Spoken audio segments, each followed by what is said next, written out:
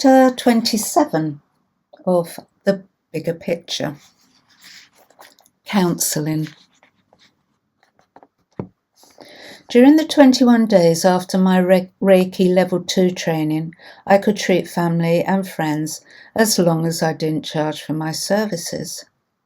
It will come as no surprise that I had many willing bodies to practice on during that period.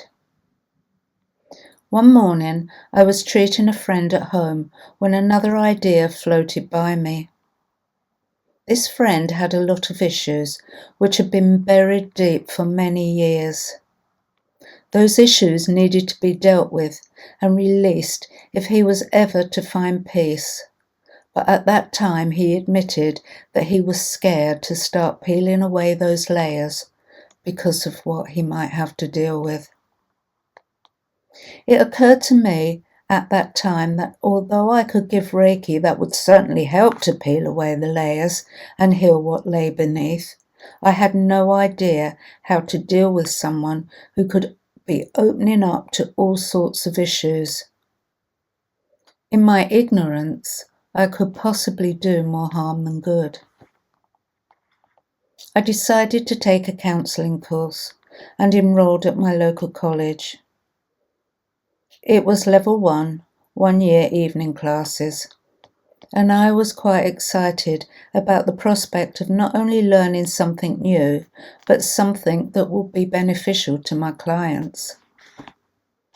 It was heavy. We had to do the theory before we could get to the practical.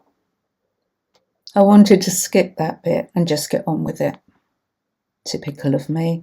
I wanted to dive in head first and get on with the nitty-gritty stuff.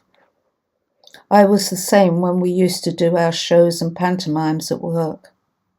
Forget rehearsals. Let's just do it. Nearly every week for a year I would set off for college, spend 2 hours in the classroom, and then come home with loads of research and homework to be done. Not everyone who enrolled on the course stuck with it, and I will admit that I nearly gave up several times. But Pat spurred me onwards and gave me the confidence that I could do it. I made friends along the way, and we encouraged one another when the going got tough.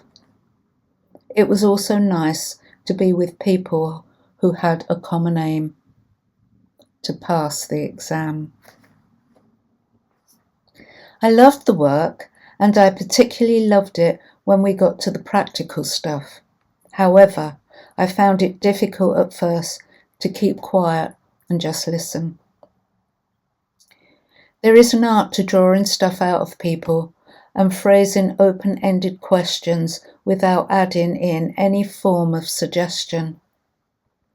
We practiced time and time again on a one-to-one basis, and we role-played in a group. Our practical sessions were videoed for part of our final assessment. The course was assessment-based, and I had a deadline that I needed to submit by. I would sit for hours and days bashing away at my computer, trying to get this assignment written. Eventually I submitted and just had to wait for the results. At last, an envelope popped through my door. I have passed. I also had an email from my tutor congratulating me and asking if I would like to go on and do the next level, as he felt that I had a natural aptitude for it. I thought about it for a while, but eventually decided not to continue. For one thing, I never wanted to be a counsellor per se, but to simply use the skills with my Reiki clients. And secondly, there were so many other subjects I wanted to study.